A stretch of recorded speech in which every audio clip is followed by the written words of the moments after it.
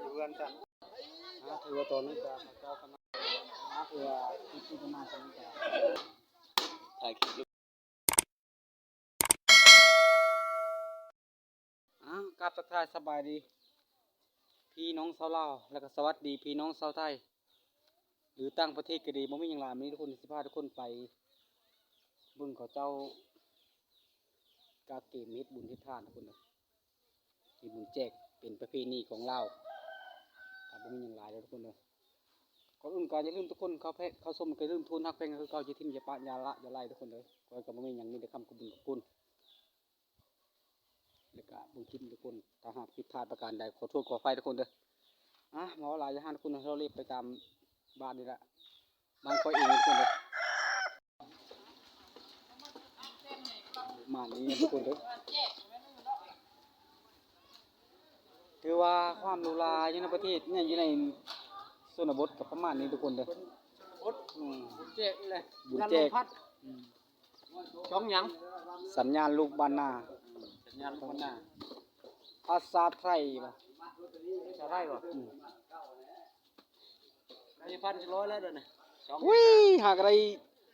คนติดตามกับพันปลายนี่ยอดวิวก็บ่ไปปานใดไปอยู่มันบ่มีเวลามื้อตัวล่ะคนพนาเนาะคือว่าเขาเจ้ากำลังกักเกมทุกคนเกมที่หนังประมาณนี้ทุกคนนะที่เป็นบ่มีอย่างไรคือว่าบ่แม่นงานมื้องานบุญทุกคนนะเป็นมื้อตั้งกองบุญว่าไงซะประมาณนี้ถ้าร้ายเจ้าแก่นังชื่ออยู่ว่าถ้าผู้เชี่ยวโตปีคือว่ากำลังการเป็นการอย่างทุกคนนะครับประมาณนี้กับเรื่องไรแล้วเด้อตัวนี้มันแตกเด้อโตนี่เด้อไอ้เจ้าตัวโกงโตนี่ตัวนี้มันนั่งเนี่ยมือแล้วแตกเราไปต่างหากเด้อ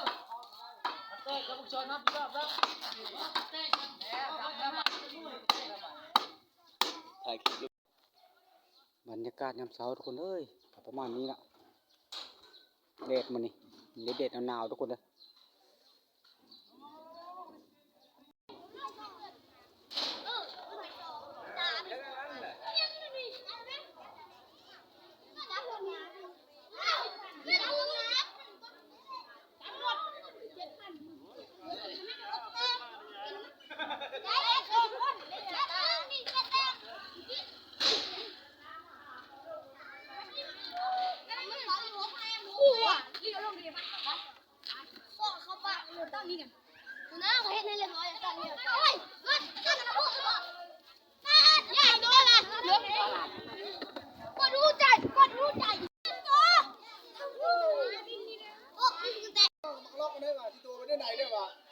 ยังโง่อยู่ประมาณนี้บรรยากาศ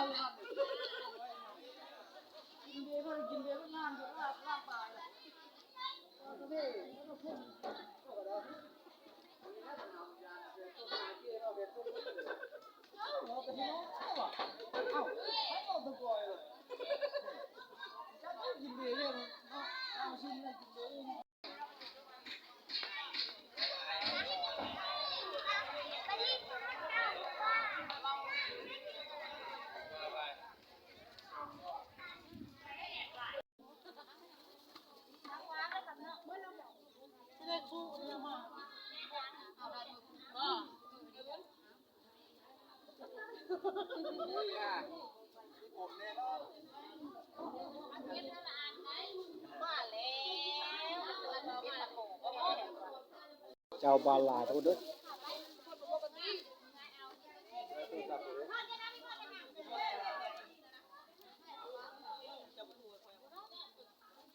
ไปอยู่กันจ้ะ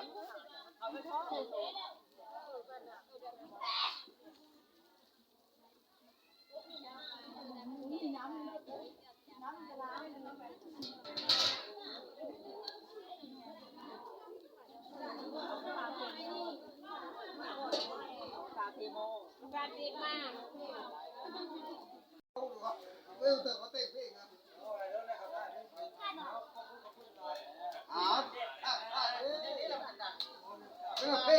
เพลงคือเต้นแล้วเขาร้องอันหมด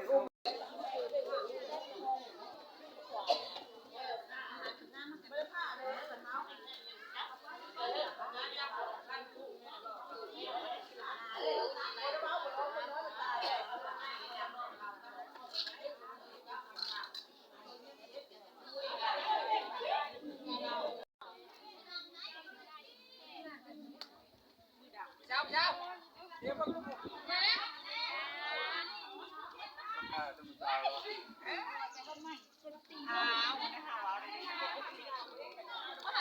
านี้ทุกคนเลย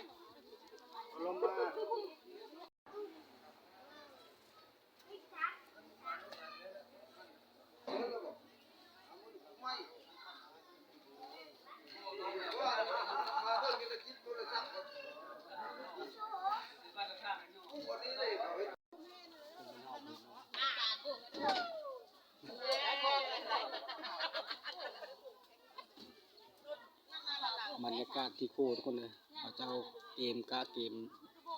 โยเขาโยน้ำประมาณนี้เอาไปเป็นอย่างไรดอกกะเกมในงานมันนี่ก็ได้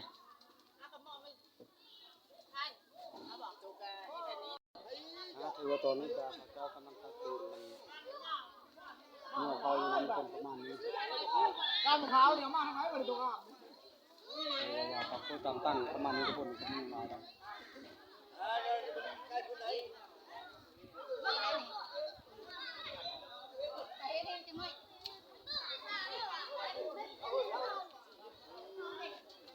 มาใช้งานของเขาทุกคนเลย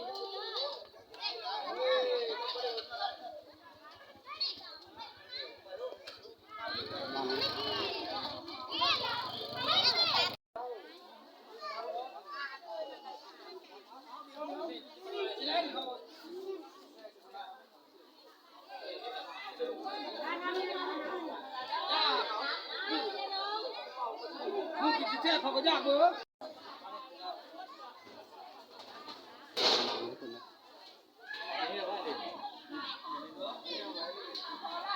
เอาเล่นยาววันนั้นสบาย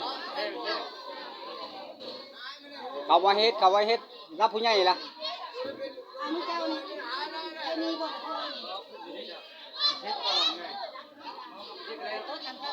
เอานะปูไปเลยเอาเพ่ไหมมีเพ่เอามาปูแล้วแม่ละเอาก่อนสถานที่ตกแต่งอาหารหลังจากนั้นก็คือเขาเห็นคนนี้เขาให้ทายว่าคนเห็นคนนี้ด้วยโอ้ยมาประมาณนี้เอาฟ้องแล้วไอ้พ่อเพ่งอะไรละโอ้ยประมาณนี้ทุกคนเลย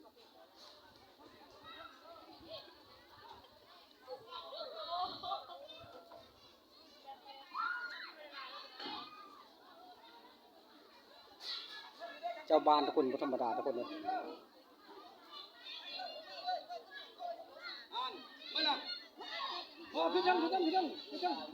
คนบาทว้าวคนที่ได้กินคนก็ได้มากินข้าวน้ำข้าวคนบาทประมาณนี้ทุกคนเลยประมาณนี้คนนะเสร็จลายแล้วเลยแต่ว่าคนเป็นคนลายเพราะว่ามันเป็นงานที่กาเกณฑ์ประมาณนี้ทุกคนเลยมากินข้าวกันบาททุกคนเลยบัวลายยังห่างจัดก่อนบาทนี่หลังจากกินข้าวอิ่มแล้วก็งานต่อทุกคนเลยกลางโต๊ะกลางกินกับประมาณนี้ทุกคนมีอย่างไร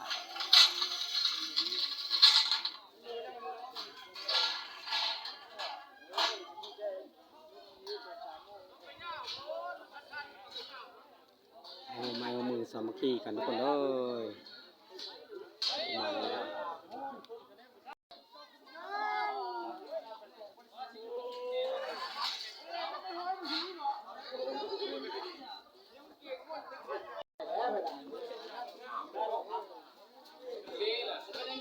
เนี่ยไปมันเพลงเดียวบอก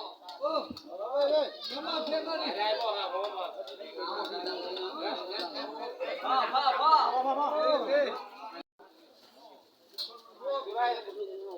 ก็เดินทางนะเนี่ยว่ะก็เดินเพลงตรงนี้อย่างไม่ได้เลยนี่ดูบอลลูนชาดองดูบอลเฮ้ย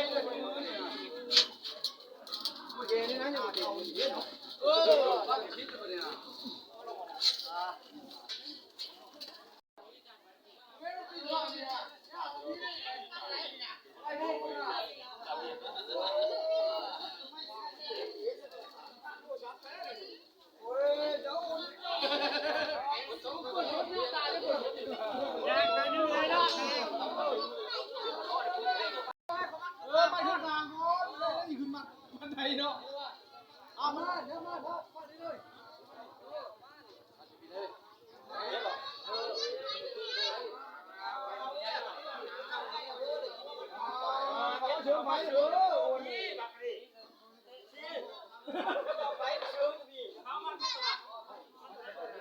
ตับเด็ดทุกคนประมาณนี้เป็นการตั้งกัน